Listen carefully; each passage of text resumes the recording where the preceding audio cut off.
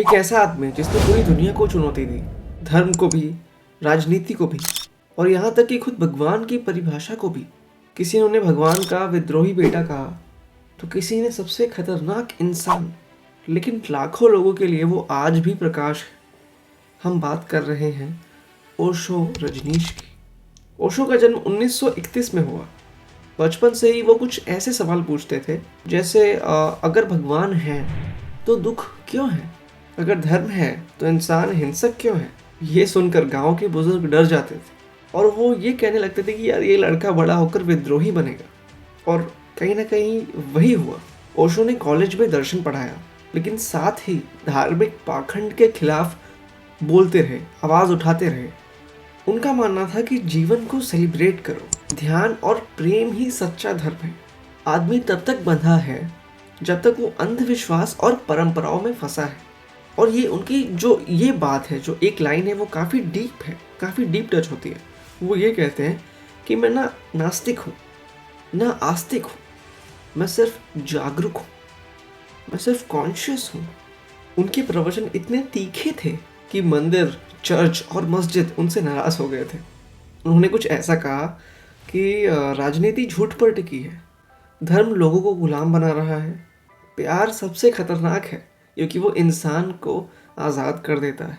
लेकिन उनके लाखों फॉलोअर्स यही मानते हैं कि वो सच्चाई बोल रहे हैं, जो कोई और बोलने की हिम्मत भी नहीं करता। 1980 के दशक में अमेरिका के ओरेगॉन में उन्होंने एक विशाल कम्यून बनाया। हजारों लोग दुनिया भर से आए, लेकिन राजनीति डर गई। 1985 में ओशो को गिरफ्तार किया गया। ऐसा कहा गया कि वो बहुत खतरनाक है, वो लोगों को सोचने पर मजबूर कर रहे थे। आज जब हम फिर से भीड़, हिंसा और अनभक्ति में उलझे हुए हैं, उनकी आवाज गूंजती है, सवाल पूछो, ध्यान करो, प्यार करो। उन्होंने हमें ये सिखाया है कि असली धर्म कोई किताब, मंदिर या नियम नहीं है।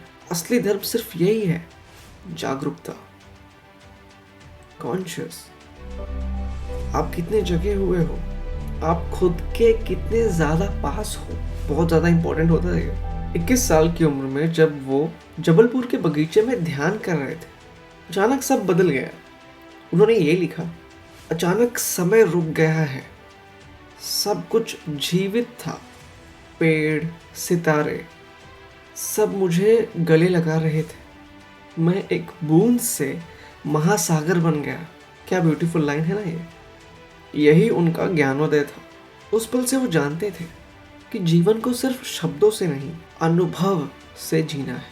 और एक सबसे इम्पोर्टेंट बात जो उन्होंने अपने एक वीडियो में कही थी, उन्होंने ये कहा कि गॉड शब्द गलत है, क्योंकि गॉड ये जो वर्ड है एक व्यक्ति की तरह लगता है, कहीं ऊपर बैठा हुआ है जो हमें देख रहा है, हमें ऑब्जर्व कर रहा है, हमारे काम को, हमारे कर्म को ऑब्जर्व कर रहा है, कुछ ऐसा लगता है। लेकिन उनका एक्सपीरियंस ये कहता था कि सही वर्ड जो है वो है गॉडलीनेस, ईश्वरत्व। ये कोई व्यक्ति नहीं बल्कि एक ऊर्जा है, एक क्वालिटी है, एक टाइप ऑफ इंटेलिजेंस है जो हर जगह है, फूलों में, नदियों में और हमारे भीतर भी। उनका कहना था कि जीवन का मकसद किसी मंदिर तक पहुंचना नहीं है, बल्कि खुद में ईश्वरत्व को खोजना है। ध्यान और प्रेम ही सच्चा धर्म है। आदमी तभी मुक्त होगा जब वो अपने अंधविश्वास और प्री कंसीव नोशंस से बाहर निकलेगा, यानी कि ऐसी बातें जो उसने भर रखी है अपने दिमाग में और वो उसे सच मानता है, जो कि कहीं भी किसी भी तरीके से सच नहीं है। आपने जो भी समझा है, सुना है ईश्वर के बारे में, इस संसार के बारे में, सब आपने सुना है, कुछ भी आपका खुद का एक्सपीरियंस नहीं है। तो जब आप इस चीज़ से ऊपर उठते हो, न्यूट्रल होके चीज़ों को ऑब्जर्व करना स्टार्ट करते हो, वहाँ से मुक्ति का आरंभ होता है। ऐसा कोई भी टॉपिक नहीं है जिनके बारे में उन्होंने कुछ कहा ना हो।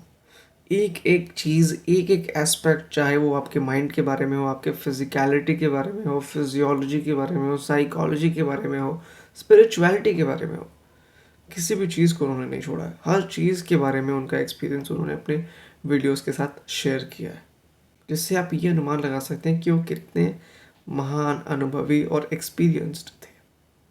हमने बाहर न जाने कितनी तरीके की एडवांस्ड मशीन्स बनाए, बट जो सबसे एडवांस्ड मशीन है उसका ही फुल यूज़ कर ही नहीं पाए हैं।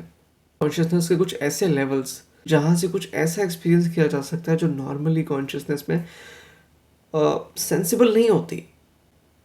ऐसी कई सारी चीज़ें हैं जिनके बारे में हम अनजान हैं, जिनके बारे में इन्होंने बात की है। भगवान शिव के बारे में, तरह तरह की चीज़ों के बारे में जिन्हें हम एज इट इज़ समझते हैं, बट उनके पीछे का तथ्य कुछ और होता है। उनके पीछे की फिलॉसफी, उनके पीछे का दर्शन कुछ और होता है। ऐसी ऐसी चीज़ों के बारे में उन्होंने बात की है जिससे आप अनजान हो। तो आप अपना खुद का ओपिनियन ज़रूर बताइए उनके बारे में। ऐसी ही चीज़ें जो आपको उनके बारे में अच्छी लगी या हो सकता है नहीं लगी, शेयर कीजिए बिल्कुल। मिलते हैं अगली वीडियो में।